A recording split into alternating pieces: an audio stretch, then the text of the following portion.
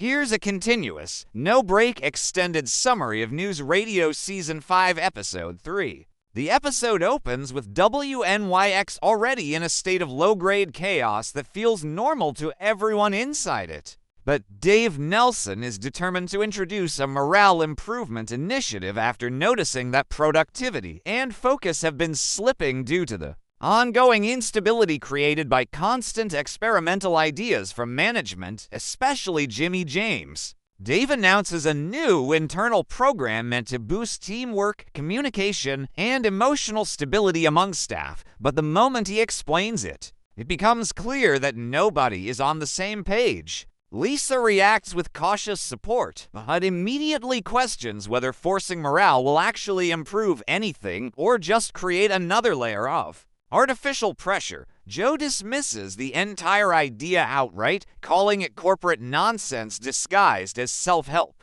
Catherine sees it as an opportunity to observe and subtly position herself as the only rational participant in the room. Matthew, eager to participate in anything that sounds like self-improvement, becomes overly enthusiastic and starts treating the initiative like a personal transformation journey, misinterpreting basic guidelines into extreme behavioral changes. Jimmy, of course, escalates the situation by declaring that morale is not something to be improved, but something to be released through chaos, which immediately undermines Dave's structured plan and encourages even more unpredictability. Beth, as usual, offers vague but oddly insightful comments that make everyone question whether she understands more than she lets on as the morale program begins. Dave tries to implement structured activities like team check-ins, feedback sessions, and collaborative tasks, but each one quickly derails. The check-ins turn into awkward confessionals where no one knows what they are supposed to reveal. Feedback sessions devolve into sarcastic insults disguised as honesty, and collaborative tasks collapse under conflicting personalities. Matthew's attempts to reinvent himself lead him to adopt exaggerated positivity, which irritates Joe and confuses Lisa. Joe refuses to participate properly and instead critiques the entire process in real time. Catherine quietly manipulates the structure of the program so that she appears to be the most effective participant without actually committing to the spirit of it. Lisa tries to mediate between Dave's expectations and the team's resistance, often acting as the only voice of reason, while also becoming increasingly frustrated with the artificial nature of the exercise. Jimmy intermittently interrupts the program with absurd philosophical statements about human behavior and creativity, turning what was supposed to be structured into something almost performance-like. Beth occasionally shifts the tone of conversations by making unexpectedly accurate observations that unsettle Dave because they reveal the emotional reality behind the chaos. As the episode progresses, tensions rise when Dave decides to make participation mandatory, believing that structure is the only way to fix the growing disengagement. This backfires immediately as resistance increases. Joe openly refuses, leading to a confrontation that exposes the limits of Dave's authority. Catherine steps in to smooth things over, but actually consolidates her influence. Matthew's behavior becomes increasingly erratic as he tries to maintain his forced positivity while internal confusion grows. Lisa begins to question whether Dave's leadership style is becoming more about control than improvement, and Dave himself starts to feel the strain of trying to enforce unity in an environment that naturally resists it.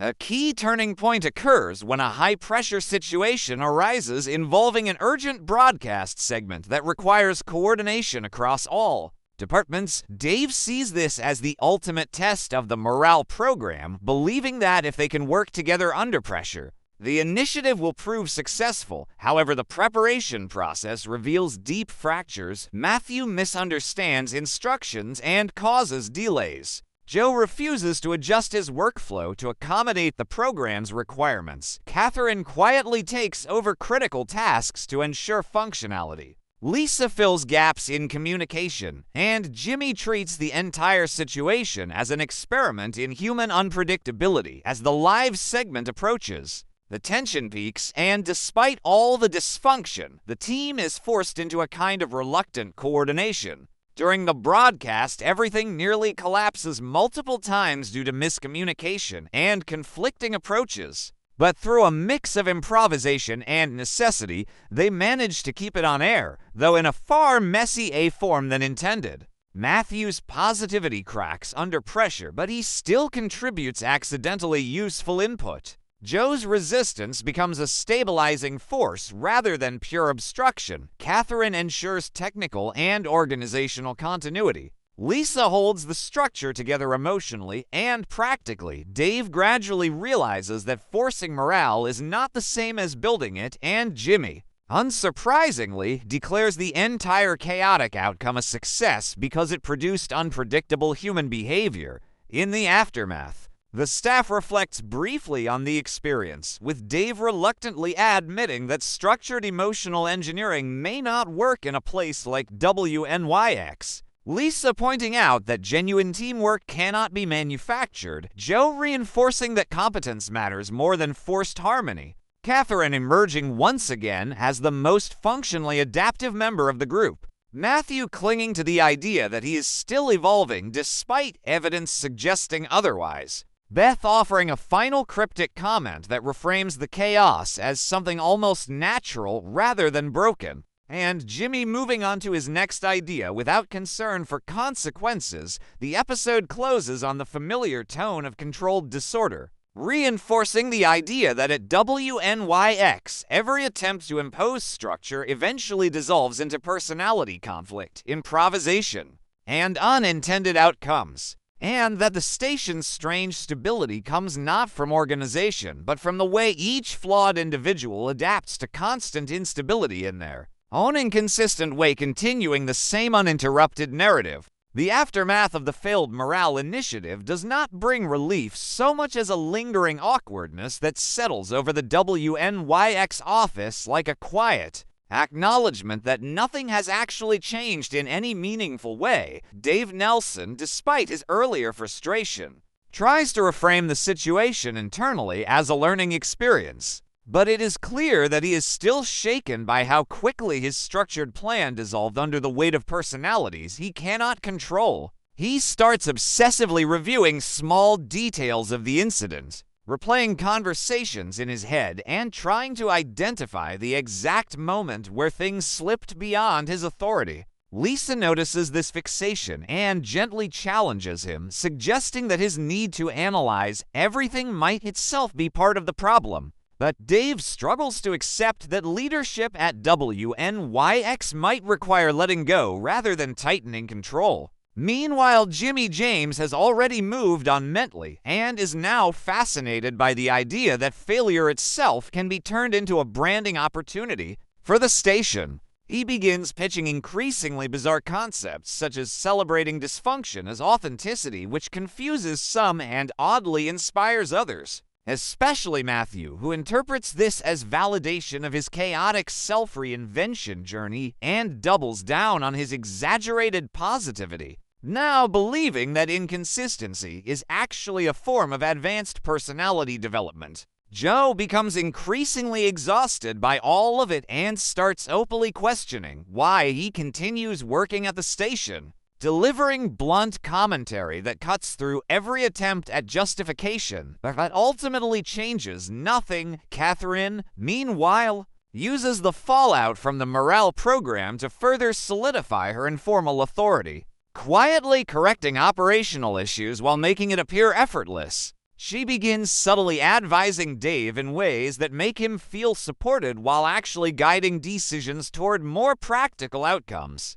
Beth continues her unpredictable role as the office quiet observer, occasionally saying things that seem random but end up unsettlingly relevant when events unfold later. As the episode progresses, a new challenge emerges when the station receives notice of an unexpected live segment requirement that must be prepared on short notice. The urgency forces everyone back into collaboration mode, but the residual effects of the morale experiment are still present, making coordination even more strained than usual. Dave sees this as a chance to regain control and prove that despite earlier failures, he can still lead effectively under pressure. But the reality quickly becomes more complicated as each team member approaches the task through the lens of their recent experiences. Matthew attempts to apply his distorted interpretation of growth mindset by volunteering for roles he does not understand, which leads to immediate inefficiencies. Joe refuses to engage in any unnecessary restructuring and instead focuses solely on getting the job done in the most direct way possible. Creating friction with Dave, who wants cohesion, Catherine steps into a central logistical role without formally taking authority, smoothing over problems before they escalate and effectively becoming the hidden backbone of the operation. Lisa works across both emotional and practical dimensions, mediating between Dave's stress and the team's resistance while also ensuring the broadcast remains viable. Jimmy continues to observe the situation as though it were an ongoing experiment in human adaptability, occasionally inserting ideas that complicate rather than help, but also inadvertently push the group toward improvisation. As preparation for the live segment intensifies, the office becomes a layered system of overlapping failures and partial corrections. Wires of communication break down, instructions are misinterpreted,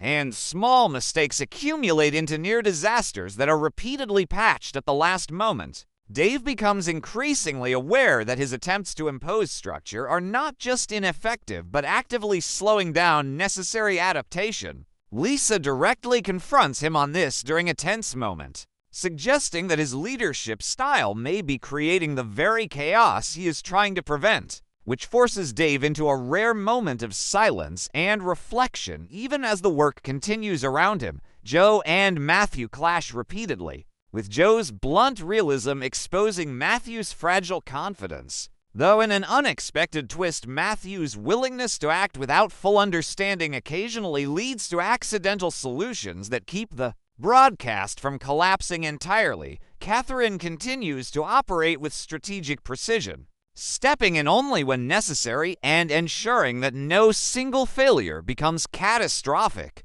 Beth's presence becomes more noticeable during this phase as she makes offhand remarks that seem disconnected but later align uncannily with outcomes, reinforcing the sense that she understands the system on a level others do not. As the live segment finally begins, the accumulated tension reaches its peak. The broadcast is unstable from the start, with timing issues, communication breakdowns, and on-air improvisation becoming unavoidable. Dave initially tries to intervene constantly, but gradually realizes that his interference is making things worse, and begins a reluctant shift toward allowing the team to self-correct in real time. This shift marks a subtle but important change in his approach. Though it is driven more by necessity than acceptance, Lisa takes on a stabilizing role during the broadcast itself, coordinating behind the scenes to maintain coherence. Joe's refusal to overcomplicate things ironically becomes a source of stability.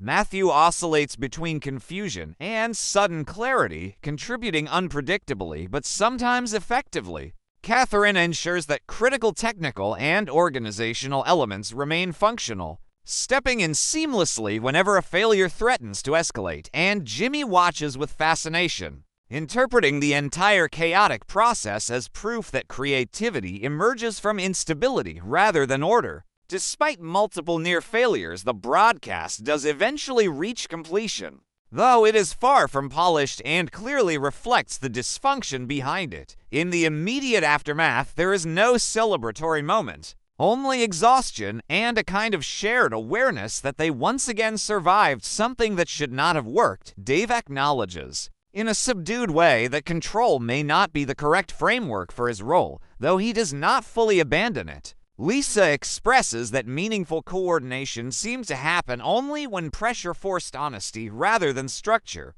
Joe reinforces his belief that simplicity and competence matter more than ideology. Catherine remains quietly satisfied with her ability to stabilize chaos without needing recognition. Matthew interprets the outcome as validation of his evolving identity despite all evidence to the contrary. Beth offers a final observation that reframes the entire experience as a cycle rather than a failure or success. And Jimmy concludes that the experiment confirms his belief that unpredictability is the most honest form of human expression. As the episode winds down, the office returns to its baseline state of organized dysfunction, with no permanent resolution but a slightly altered understanding among the staff. The central tension between control and chaos remains unresolved. But each character has been subtly shaped by the experience, reinforcing the idea that at WNYX change is never clean or linear, but always partial, unstable, and embedded within the same system that resists it, and the final tone lingers on that contradiction, where failure and functionality coexist so tightly that they become indistinguishable from normal life.